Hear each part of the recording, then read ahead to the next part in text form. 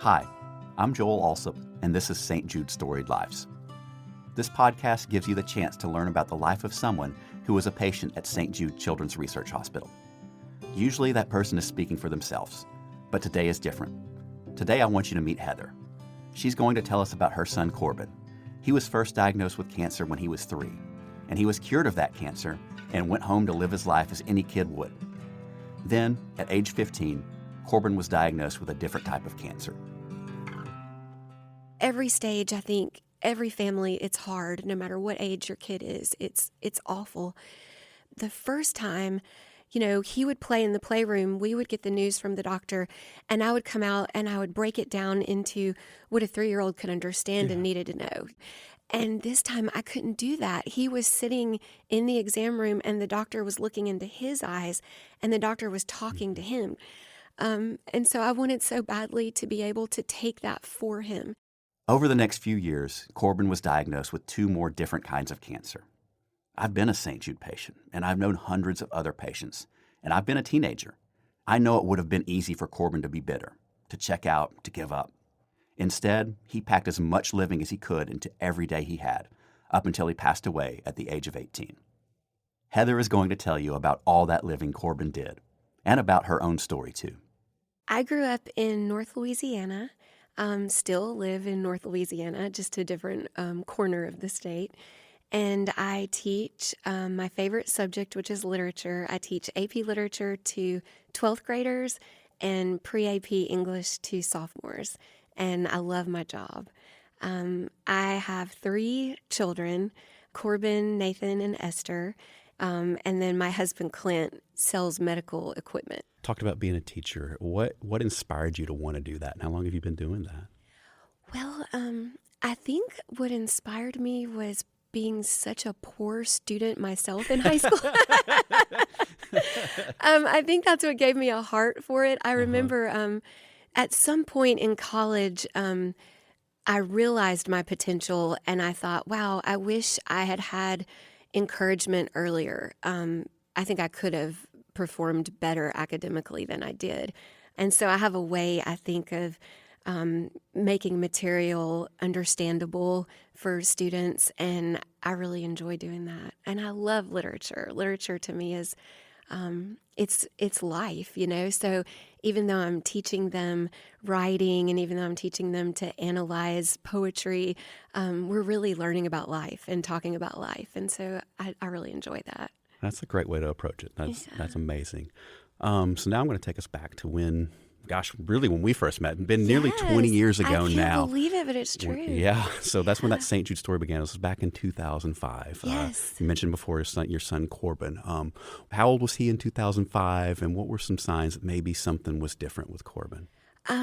Corbin was 3 years old in 2005. In fact, he had just turned 3 in February. And there were no signs. He passed every well check with flying colors. He was a chubby little, agile, precocious 3-year-old and just hit every milestone. And I'll never forget one ordinary Thursday morning, a couple months after his 3rd birthday. It was in May. He came into our bedroom and Clint and I were sleeping late or trying to, and I think they sense it, And he crawled in between us and asked his dad to scratch his back. And when Clint went to scratch his back, he found a knot kind of underneath Corbin's right shoulder blade, and he knew it wasn't supposed to be there. And so we took him in to our doctor, still thinking it was probably nothing. Yeah. And an X-ray revealed an aggressive tumor growing in his chest, roughly the size of a baseball, and it was pressing against his lungs, his ribs, and his spine, and it was growing so aggressively that 2 of his little ribs had shifted to accommodate it. Gosh. We were absolutely terrified, in complete shock. Yeah. You get that news. How does the evolution come that you end up here at St. Jude? Was that pretty fast that all this happened? It was very fast. Yeah. Our doctor said, we are not wasting time around here. He said, I can't tell you for sure what this is, but I know that it's very serious. And he said, I'm going to send you to the best place in the world. I'm going to send you to St. Jude Children's Research Hospital. We didn't have any prior experience with St. Jude other than commercials. And to be quite honest, I would usually change the channel because they were so sad. So when he told us that we would be going to St. Jude, our first thought was, how expensive is this treatment going to be? Oh, gosh, yeah. Which I know sounds crazy because obviously we would pay any price. We would sell everything. But we had no idea what St. Jude was. And our doctor said, you will never see a bill from them. And I just remember immediately the sense of provision that was, you know, the first sense we had that we were going to be taken care of. And this was a Thursday. That Sunday, we packed up the car and loaded up our two boys. Corbin was 3 and Nathan was 4 months old. Oh my gosh, yeah. And so a little overwhelming. It was overwhelming. We packed them up. It was Mother's Day Sunday. And we drove to this place that was completely unknown to us. So what was that like? What was your mindset like as you pull up to the gates of St. Jude and walk through those doors? It was surreal. Yeah. I could not believe that this was happening. We told ourselves that it was a mistake, that once the doctors here saw Corbin, we would be told that it was benign, that it was just a mistake, and we would be sent back home. And that was kind of the world we lived in for as long as we could. Yeah. Denial is such a great place to camp out sometimes. But I remember when we were checking in, the receptionist asked for Corbin's medical record number. And I didn't know what that was. We said, what is that? And we were looking through paperwork trying to find it. And she said, oh, don't worry, you'll have it memorized before long. And I remember thinking, no, we won't. We are not going to be here long enough. And a few months later, you were interviewing Corbin and asked him for his name, and he gave you his medical record number. He just rattled it right off. So you just get all those memories, those pop in your head, right? I'm 35 years out. I still know it. Yes, right off the top of my I'll head. never forget it. And so, I remember that meeting Corbin for the first time. Just a really talkative, amazing 3-year-old. What were his thoughts when he got to St. Jude? He was not completely oblivious to the serious nature. I think we tried to keep him protected from it, but I think he could sense, Mom and Dad were worried. But for the most part, he just kind of knew that he had this bump on his back and that the doctors here were going to give him some medicine to make it go away. Yeah. So other than that, he kind of left that to us, and he played in the playrooms and he rode the back then there were tricycles. He was always after a tricycle.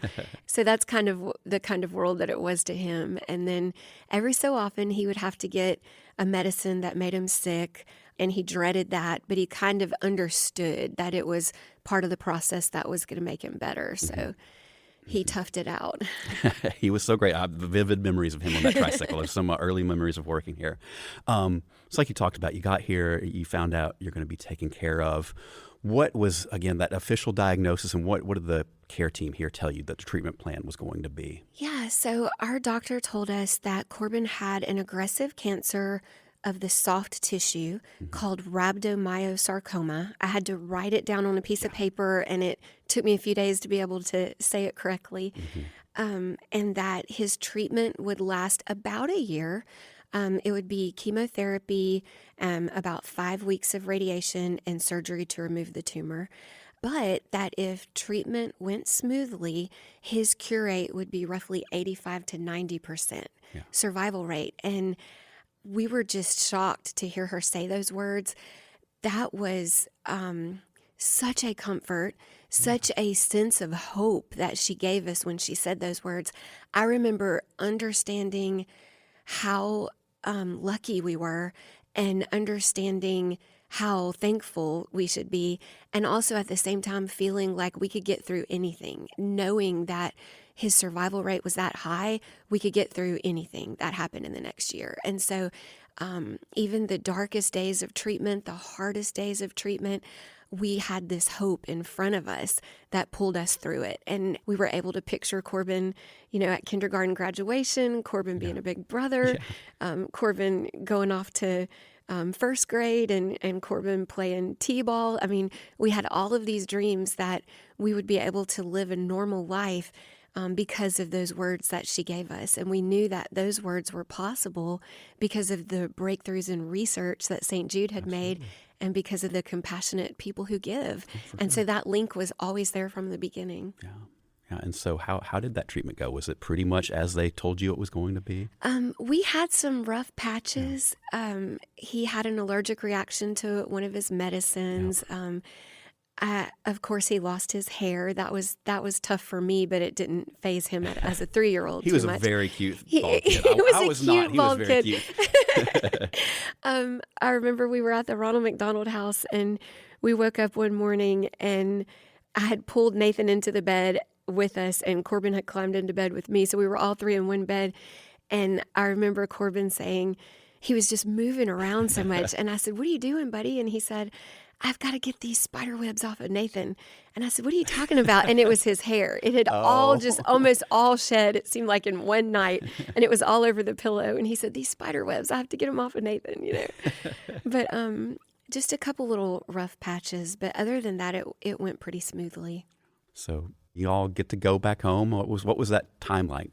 That was amazing. We went back home. Corbin was 4. Seeing his little cheeks fill back out and his energy come back and his color come back and his hair come back and just getting to see him enjoy life. And, you come back for the checkups and you're anxious and nervous, and every little bobo and every little complaint, you're nervous, but slowly, gradually, that fear kind of falls off and you begin to trust the waters and you begin to trust that you can live freely. And so we had 12 years of pretty blissful remission, honestly. Yeah. It became a story that he told. It was kind of funny because even as a 4-year-old, he had heard us talk about it so many times. When someone would ask him about his cancer story, he would say, "It was an ordinary Thursday morning."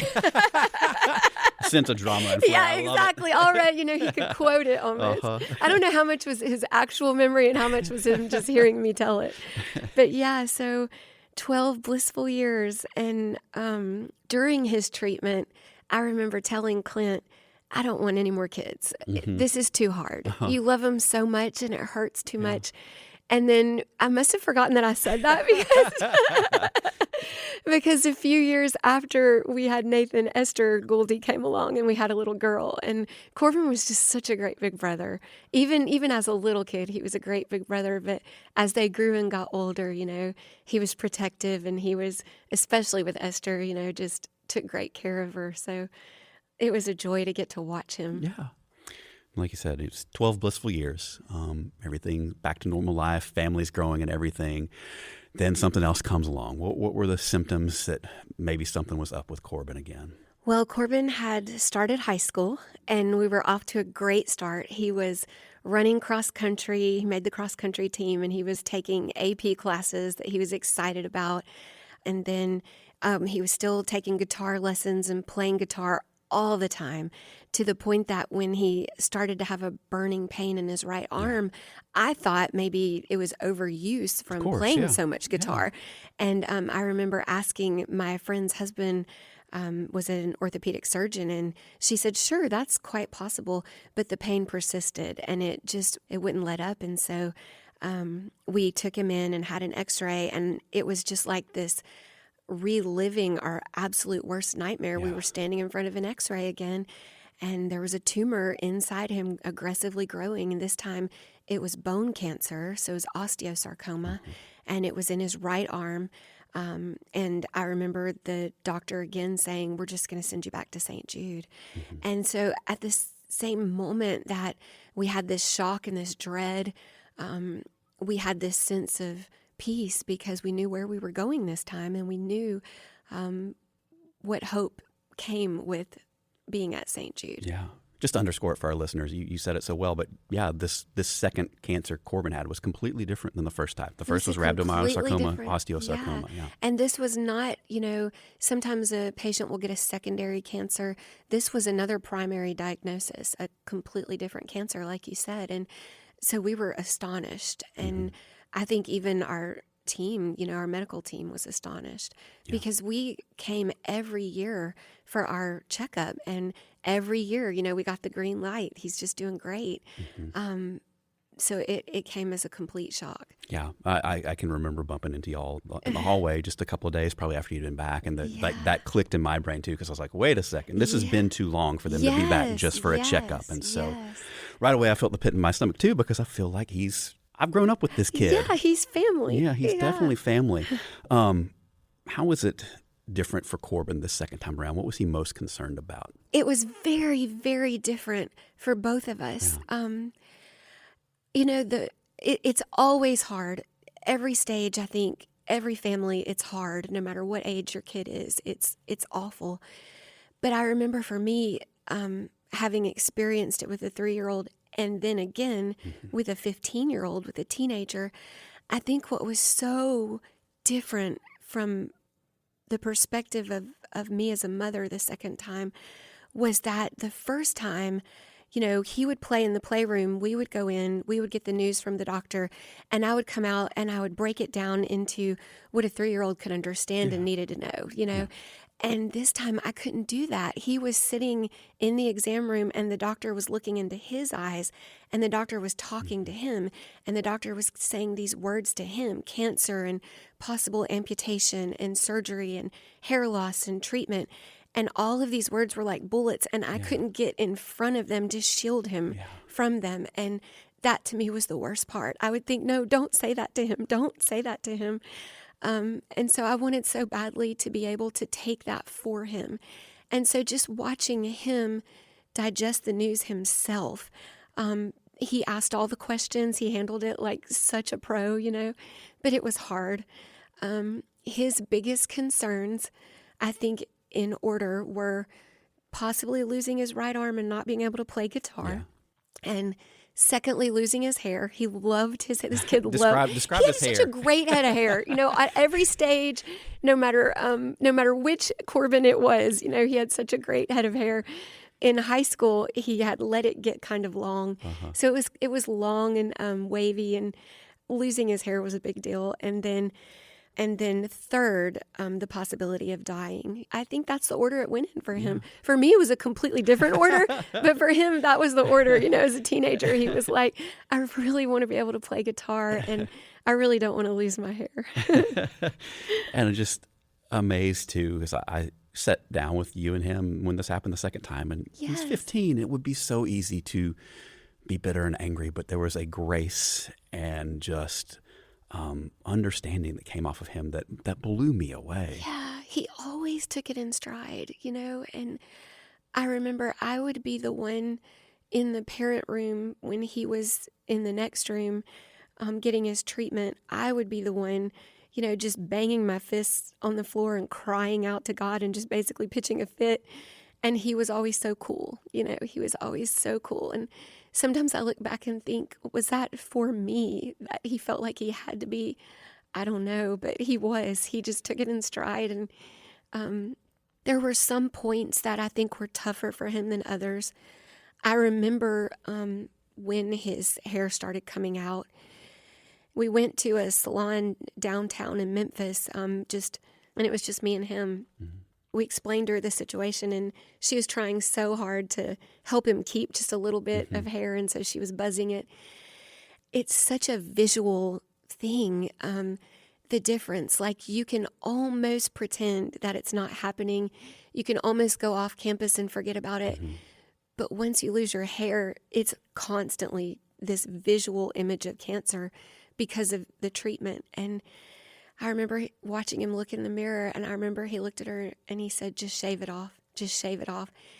We walked outside, and he kind of stopped for a minute and put his hands on his knees, and he bent over and he said, Mom, that was so hard. He said, but I had to do it. It had to be my decision. Yeah. And I had to be the one to say it. And then we kind of laughed because he just looked at me and he said, that was like killing Old Yeller. That's what he said. And we laughed about it later, but at that moment, it was really a hard thing for him to do, for him to say, just take it all off, Yeah. Oh my gosh, I understand. So, yeah, obviously, treatment not the easiest thing in the world to do, but this time around, it works. Again, can you tell me what treatment entailed and what kind of surgery happened later as well? Yeah, the treatment was so rough for osteosarcoma. So he had these chemos that he would take when we went inpatient, and he would get so nauseous this time that it got to the point that he had anticipatory nausea is what they called it. And it was basically that he wouldn't even have a chemo yet, wouldn't even have an IV hooked up. And he would start throwing up, and he would just feel so nauseous. The smell of the floor cleaner or the sight of the just being on the treatment floor, everything he associated with it, he would get sick before he even got chemo. Yeah. And so we developed this routine where he would get in a wheelchair and he would put on his sleeping mask so he couldn't see anything. And I would have some kind of essential oil, some new fragrance, whatever the latest one that we hadn't tried yet. And he would be sniffing it. And I would push him into the elevator and push him into the room. And we would just try to go as long as we could without any sensory, idea of where he was or what was about to happen. And like trying to almost hide it from his senses as long as we could. And so that's kind of how we got around that.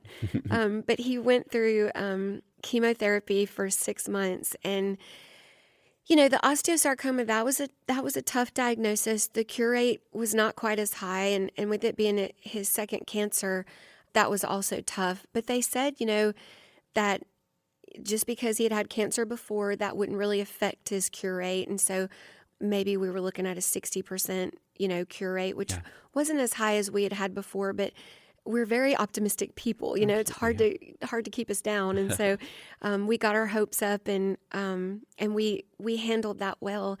I think the hardest part was a few weeks into treatment when they set up an appointment with a genetics clinic. And, St. Jude, between 2005 and when we were back in 2017, they had made so much progress in the world of genetics. Absolutely. And they had this whole new clinic and this whole new team. And I think going in and understanding that 2 different cancers and someone so young made them want to look at some sort of genetic link was very overwhelming and intimidating. And a few weeks later, when the test came back and it was positive, I think that for me was the absolute hardest. I just did not know how to process that. I didn't know how to frame it. When you're told the words, your son is genetically predisposed to develop cancer. Yeah, it's heavy. How do you step forward? And that's what was so hard, because he was this kid who had so much talent and so much intellect and so much compassion. And he wanted to go out into the world and do something with it, Yeah. And you want your kid to be able to live out their dreams, and you want them to be able to dream. And at the same time, you don't want them to face the disappointment that can come from dreaming beyond what their reality is. And so it's like, how do you anchor your kid down? That's really tough. Yeah. So I think that was the hardest part, was how do we move forward in the hope we were so used to living in at St. Jude, and at the same time still remain realistic. Yeah, it's so difficult. I know probably too, processing all this is incredibly tough. I see it from a parental perspective now, because Corbin had the exact same type of cancer as me the second time around, exact same place. Yes. But in the midst of some of this bad news, there was good news. He did still get to live out one of his dreams. I know for me at the time with osteosarcoma back in the 80s, amputation was necessary. Absolutely. But for Corbin, fortunately, and he was good with his right hand, I was not. So fortunately, there was a solution for him. Yes, that was incredible. I will never, as long as I live, get over the surgery that they did to spare his right arm. So in the years, in the interim, St. Jude had pioneered this limb-sparing surgery. And so when Corbin went in, rather than having his right arm amputated, his surgeon took out 15 centimeters of bone and replaced it with a titanium rod. And we didn't know going into surgery how much control he would have over his right hand and his right arm as far as to be able to come out and play guitar. So when I walked into the recovery room to see him after surgery, I remember he greeted me with a thumbs up with his right hand All and a big right. smile. And it was just so exciting to think that he would come out of that. And with some therapy, which St. Jude provided, I would say probably about 3 months after surgery, I'll never forget it. I was standing in our little apartment in Memphis, and I was standing at the sink in the kitchen doing the dishes, and I heard the sound of his guitar just fill up the apartment, and it was amazing. He was playing Smooth Criminal by Alien Ant Farm. Nice. And I just remember being so thankful. That was such a joyful sound. It was such a joyful moment. And then I remember he started playing Knocking on Heaven's Door, and I asked him, please don't play that song. Find something else to play, because that was making me nervous. And so I got to see the beauty of this firsthand. We got to see him and his band play for our staff, which was Yes. amazing. And what's it like? This cancer goes in remission, you go back home, but there's also the knowledge that you now have in the back of your head. What is life like as you adjust and go back home? How do you handle it? How does Corbin handle it? Yeah, we made the conscious decision, and I think, Corbin was definitely the leader on this. He kind of, whereas when he was 3, we took the lead and on the positivity and on, how to look on the bright side. We weren't really sure how to navigate this, and Corbin definitely led us through it. And in that, our son taught us how to live, because honestly, I don't think that hope, I don't think that it's just a means to an end. I think it's a way of life. And that's what Corbin taught me, that hope is a way to live, not just a means to survival, but a way to approach life. And so he lived that way. And so we kind of learned that by watching him. He lost friends at St. Jude. It's hard to come out of treatment without losing people that you love, that you care for. And I think maybe down inside in his heart, I think he realized that there were kids who didn't get to live, and he did. So every day was a gift. And I don't think he wanted to ever be accused of not living life to the fullest when there were people he had cared for who didn't get that, So, he kind of looked at life that way. That boy, I don't think he ever woke up a single morning and didn't live his day to its fullest possible potential.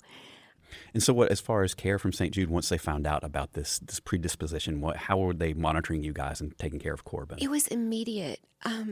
We were nervous. We were worried. We were trying to figure out how to handle it. And St. Jude came alongside us and said, here's what we're going to do.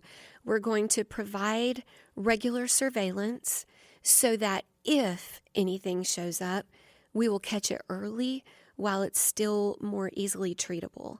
And that was a huge comfort. That was a huge sense of security for us to be able to kind of relax and move forward, because we knew that we were going to go in for scans, and if there was something there, they would catch it.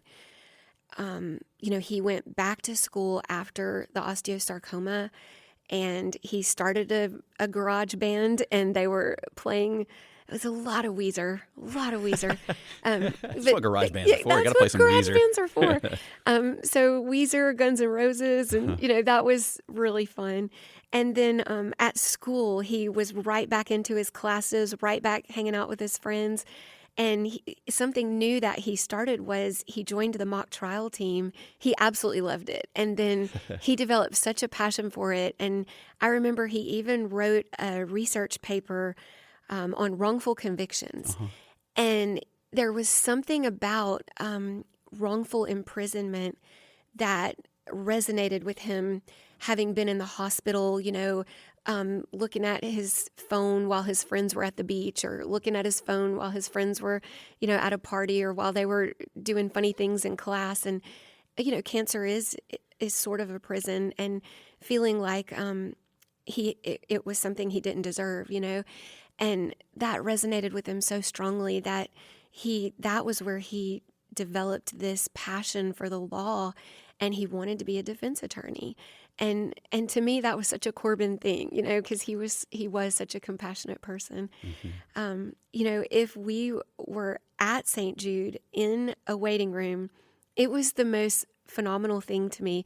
Kids would just come up to him. I don't know if it was because he was a teenager and there weren't too many of those around, and maybe that made him cool or something, but they would just come up and say, "Will you play with me? Will you watch me play my video game?" Nice. Like, I remember one time coming back from the restroom and he was sitting on the couch I said, "What are you doing?" And he said, "I'm watching him play his game. What does it look like I'm doing?"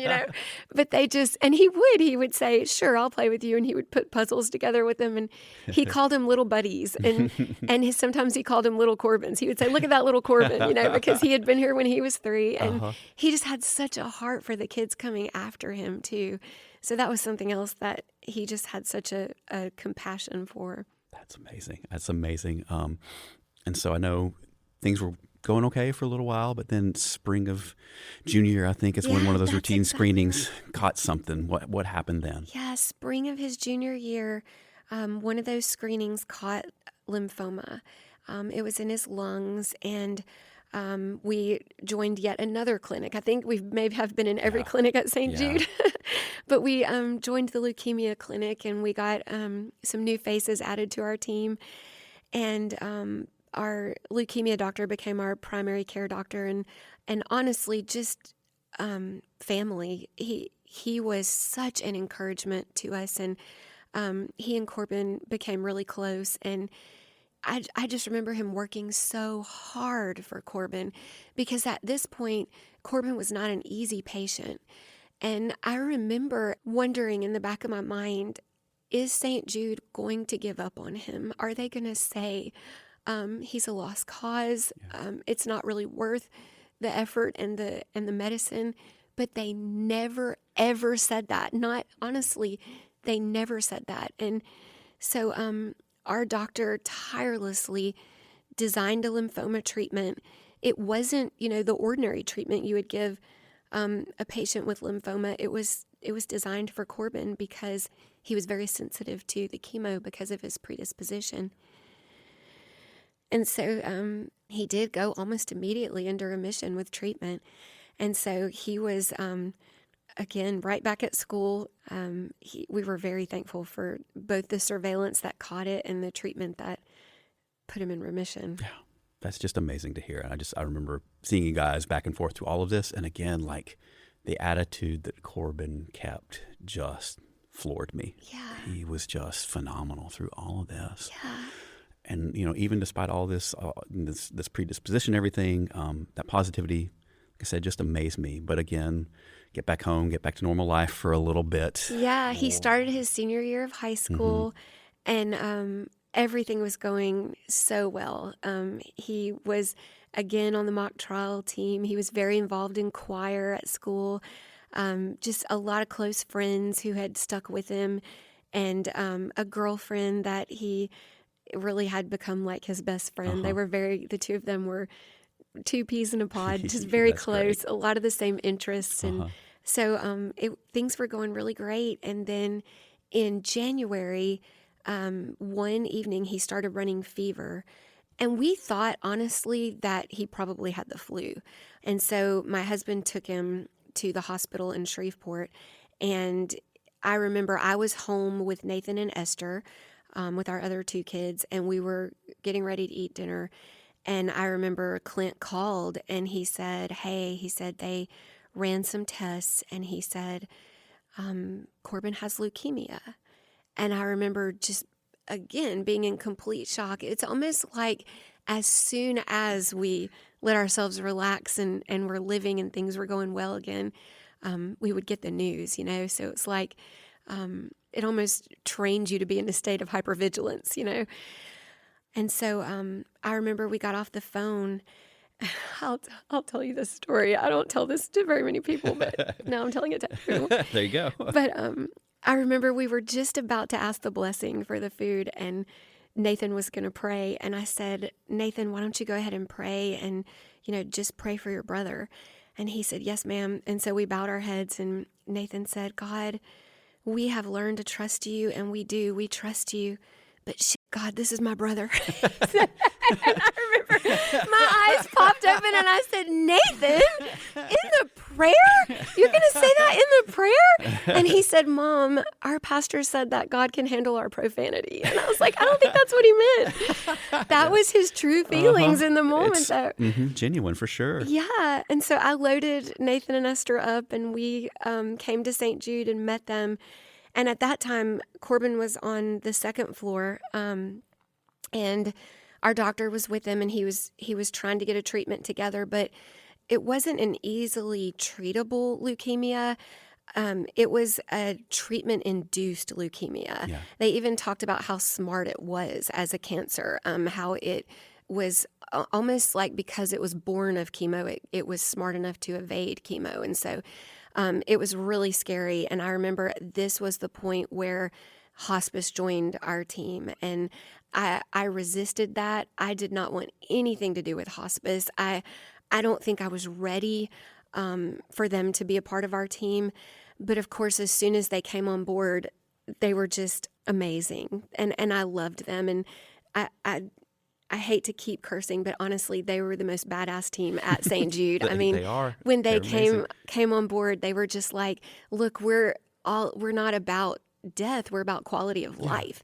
And we're about making sure that he has the best life possible. And St. Jude's always been that way. It wasn't survival alone. It was living. Absolutely. And so that's what hospice was about. And I think once we understood that, we were so grateful to have them on board, and they became the team that we called if anything went wrong or if there was a question. And they just took such great care of Corbin. But in addition to the leukemia, he was running that high fever and he developed pneumonia. In hindsight, because this was January 2020, we wonder if he didn't have COVID. Yeah. And even his doctor has said that that's highly possible because it was just becoming something that, people were concerned about. And so we were moved to ICU. He needed oxygen support to breathe. We honestly, our team did not know if he would make it out of the ICU. Remission would be an absolute miracle. So, that was January. February rolled around. We celebrated his 18th birthday in ICU, even though he didn't want to. He said, do not celebrate because I'm going to get out of here and we're going to celebrate when I get out. But that didn't stop anyone. His nurses bought him lottery tickets and, it was wild. It's a great 18th birthday gift. It was a wild 18th birthday party. But he, one day he would be sitting up in bed and that was his goal for the day. And, the next day it would be to sit up in the chair. And then it was, if I can just sit in the chair for an hour, and this is where we talked about what we were going to do when we got out. And he always wanted to go to Alaska. And he said, Alaska, is the most beautiful place on earth. And so we sat there and we looked at pictures of Alaska and we planned this trip to Alaska.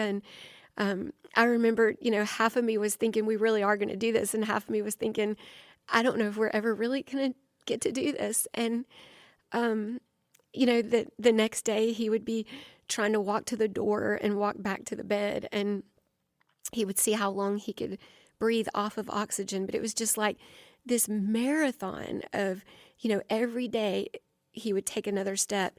And soon he was walking to the nurse's station, and soon we were walking out to the breezeway and he was sitting at the window. And soon the therapy dogs got to come visit him. He loved dogs. And so the therapy dogs got to come visit. That was such a treat. And gradually, after 40 days in the ICU, he packed up and walked out the doors. And we came back and they did scans and he was in remission. Remission from that tough leukemia. Like, that was a miracle. And I look back on how many miracles he experienced in his life because of St. Jude. And it was amazing. And I know, it's, as a parent, it's got to hit hard. 4 times now. Yeah. And how did you and Clint handle that with Corbin? As far as I know you're planning the trip to Alaska. Were there any other things you did with him to kind of help him cope, or maybe to get to do some more grown up things because he'd been through so much? I know. I wish I could say again that I was this great mom and that I led him through it, but it was him leading us at that point. He he was so strong and so resilient. And I remember feeling a little bitterness. I remember watching him get knocked down and pick himself back up and get knocked down and pick himself back up. And, you watch your kid do that so many times, and it's hard not to be angry. Oh, for sure. But he always showed us how to live. We would go for walks in the park. We ended up getting a puppy, and he still, was playing his guitar. And then the weekend of July 4th, so he spent his birthday in ICU.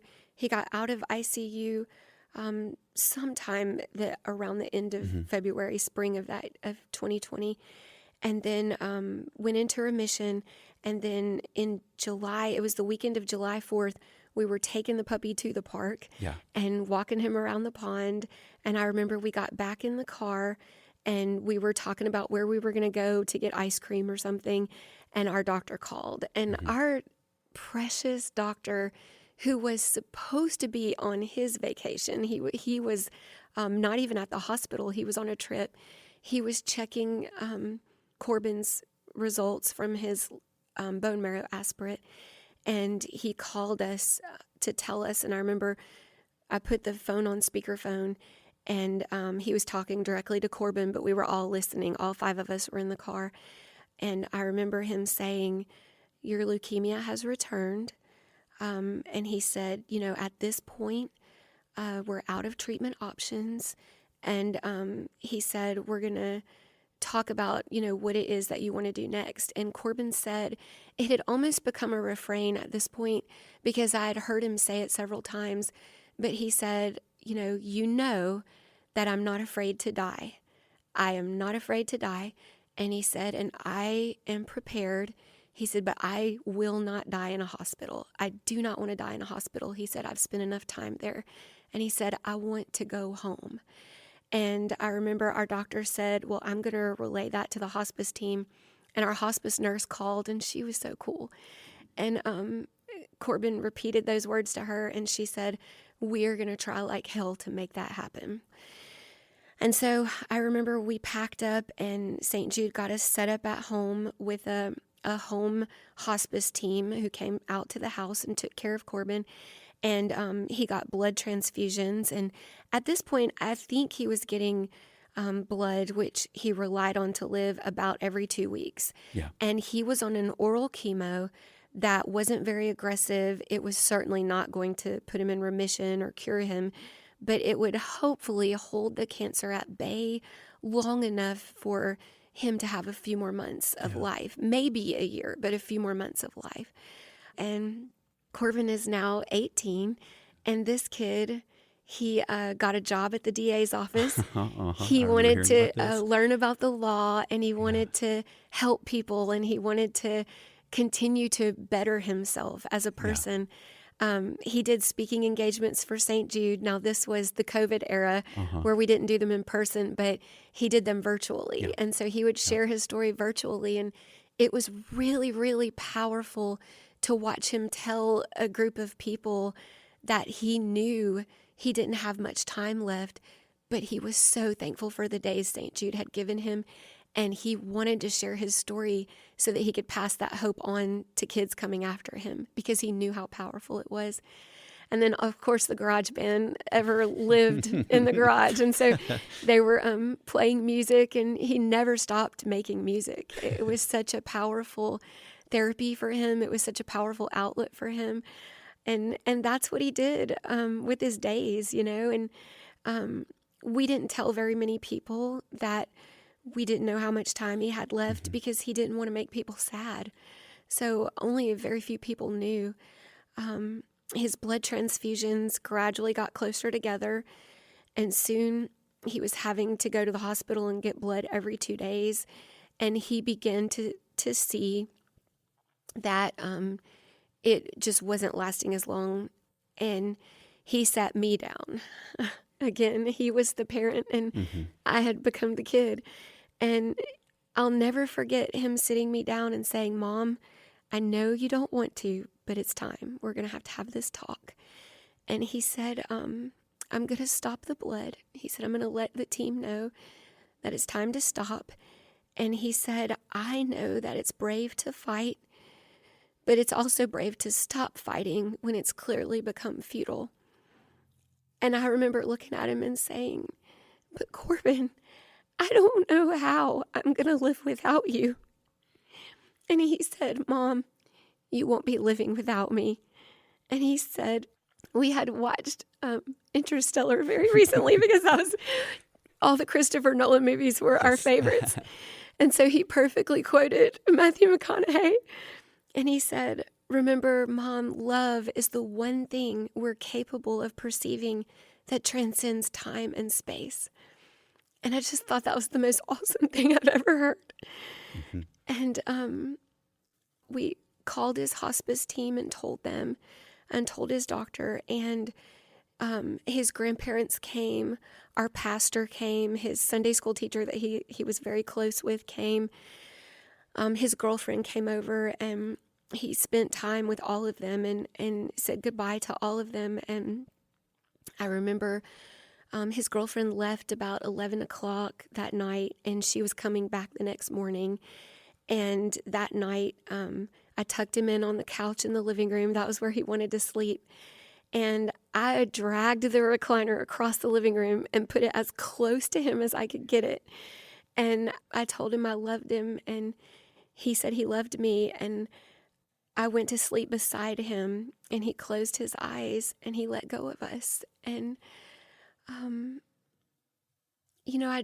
I really think that what he said was so true, that love does transcend time and space, because I still feel him with me. And he had planned his own funeral. He had made all of his own end-of-life decisions. I remember sitting next to him as he made all of these decisions, and it was hard, but also I was just so proud of him. And the Avett brothers out in North Carolina recorded a song that he especially loved for his funeral to be played there. And his beloved doctor came and spoke and got to share with all of our friends and family what he was like on the campus of St. Jude, because I think it was a different side of him than people back home got to see. I don't know that they really got to see how brave he was and how compassionate he was and what a heart he had for the kids coming behind him. And so our doctor got to share that, and it was an incredibly beautiful service. And now, I think in a way, as long as we share his story and continue his compassion and his hope, I think he is still alive in a way. And I think, we do experience his presence in a way. Absolutely. Yeah. Absolutely. I want to take you back to one thing, too, that just was a powerful story I heard about that decorating for his graduation party. And you guys putting some, can you tell me about that moment, what that was like for you all? Yeah, so his high school graduation was delayed because of COVID. Mm-hmm. And so his graduation ceremony was in July.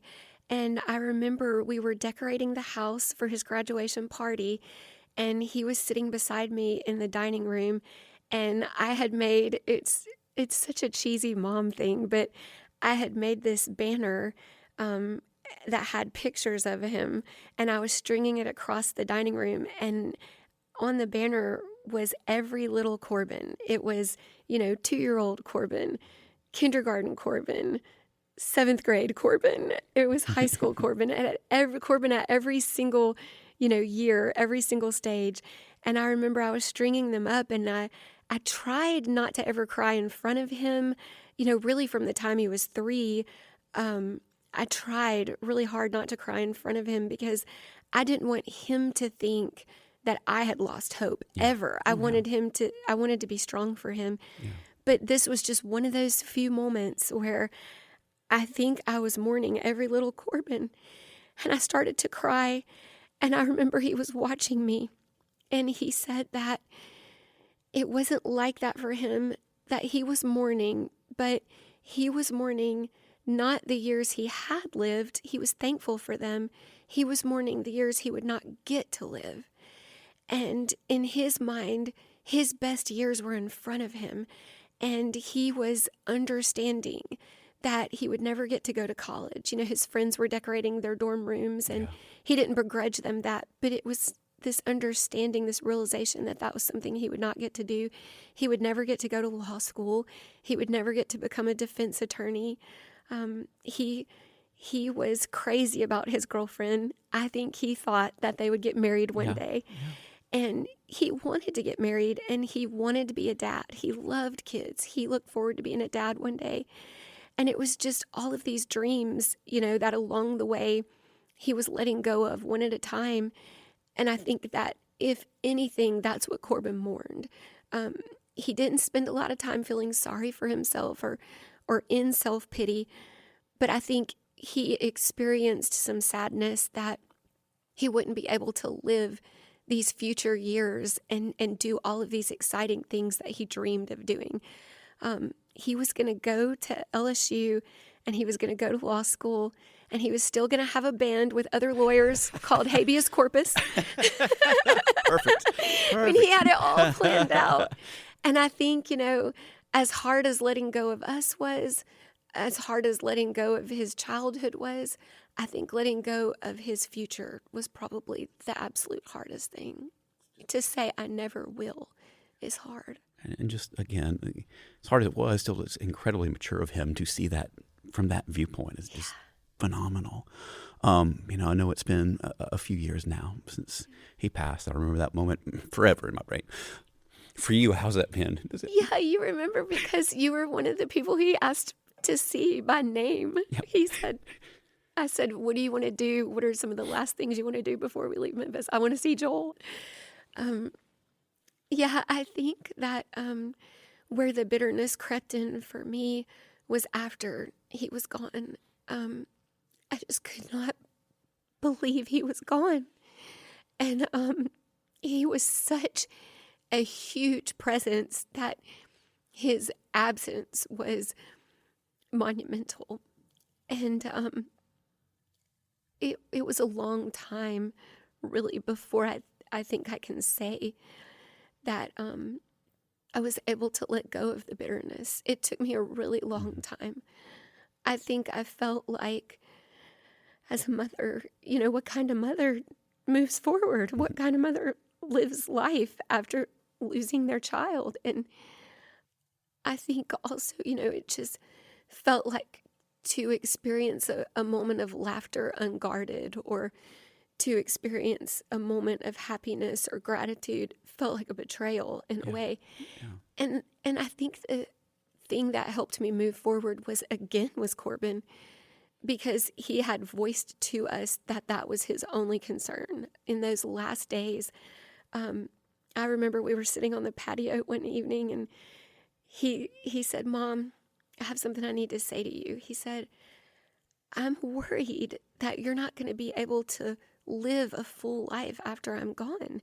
And he said, "That bothers me because I want you to." And he said, "And the thing is, I'm such an awesome son." And it's so like him to make me laugh, you know, in the middle of something sad.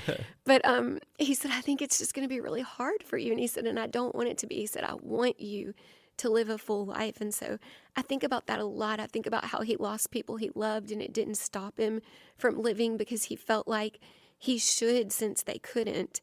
And I thought that I need to do that too.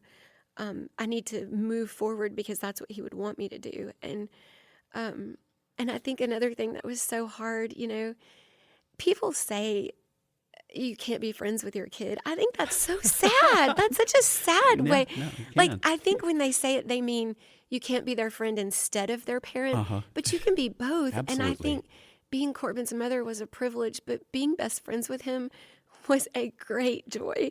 Laughing with him, watching our TV shows together.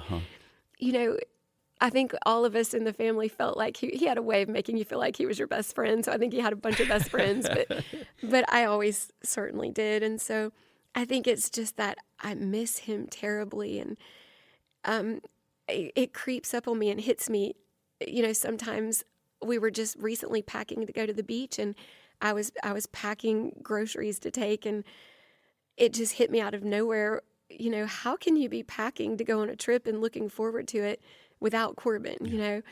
And so I got a little down about it, and Esther said, "Mom," she said, "you have to remember, he's going with us. He's with us, And I thought, you're right, he is.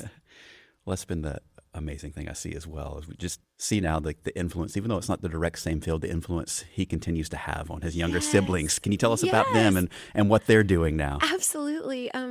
So Nathan is 19, and he's at LSU, where Corbin wanted to go. And he's majoring in civil engineering. He's always been a builder, always been an inventor, and always loved taking things apart and figuring out how they work and putting them back together. So he's living his best life. And Esther is, this is the summer before her junior year of high school. So she's about to start 11th grade, and she's on the dance team, and she's taking these AP classes, and she's just so grown up. And both of them are so like him in so many ways. I can tell what an influential big brother he was. And they miss him, but at the same time, they're so grateful for the years that we were given thanks to St. Jude, that they both in their own ways have shared his story and raised funds for the hospital, and continued to do that because through his experience, they developed such a passion for it. Mm-hmm. And for you personally, I know you're teaching kids who are the same age when this happened with Corbin. Does it make you look at them differently as you're teaching these young? Yes, absolutely. I will be reading a poem or reading a short story, and I'll just share something with them that I learned from Corbin. But I tell them, my son walked across the stage at his high school graduation knowing he was about to die. Mm-hmm. Like, that is such a unique experience. And so I just encourage them to live every day to the fullest, and to be kind and to be compassionate, and to help others when they have a chance to, because that is something that has eternal value. That's something that lasts forever, The things that they worry about are going to come and go. Mm-hmm. And, homecoming and what you're going to wear to school, that stuff's going to come and go. But when we read literature and we explore ideas of hope, ideas of courage, ideas of justice, those ideas are forever. And what's it like for you? I know you talk for us a whole lot. You still continue to share Corbin's story. What's it like for you as you come back to St. Jude now? I love coming back here. I never turn down a chance to get to come back here. I invent reasons to come back here. We come every year for the marathon, and run through the gates and through the campus. And there are a lot of memories here. Our experience, spanned 18 years, but there are a lot of good memories too, and a lot of connections with people who played very important roles in our lives and became like family. And so this place to us is a second home. And anytime that I get to come back here, it's honestly really a joyful experience. And anytime I get to share Corbin's story, I'm living out what he asked me to do. And that gives me such a sense of purpose, even beyond his life. And so that's something that's therapeutic in a sense as well. And how do you want us to think about Corbin now? I think that when people think of Corbin, I would want them to think of a resilient hope, a hope that was unassailable in spite of the most insurmountable odds, a hope that facilitated laughter, that facilitated courage and boldness, that facilitated compassion when the temptation was to be bitter and self-absorbed, and a hope that facilitated freedom, just an ability to live freely and fully and joyfully. And I think that there's a strength there that I want people to think of, and also love, because it's what connects us all in the end. And I think he was so right about that. Only thing I can say is thank you for taking time to share this story. And most of all, thank you for sharing Corbin with us. Thank you.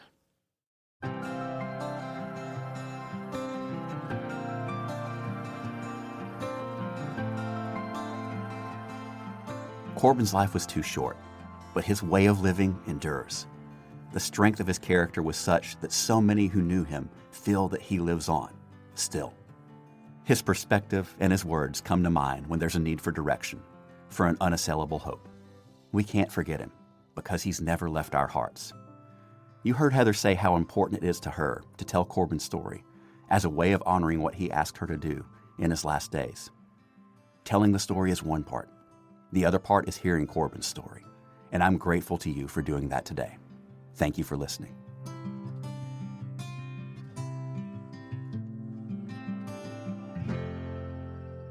This podcast is a production of ALSAC, the fundraising and awareness organization for St. Jude Children's Research Hospital. It's produced by Jeffrey Reddick and edited by Grace Korziqua Evans. Music production by Casimir Boyle. Recorded by Jason Latshaw, Nathan Black, Bobby Mitchell, Orlando Pilez, and Dan Yohe. And I'm Joel Alsop.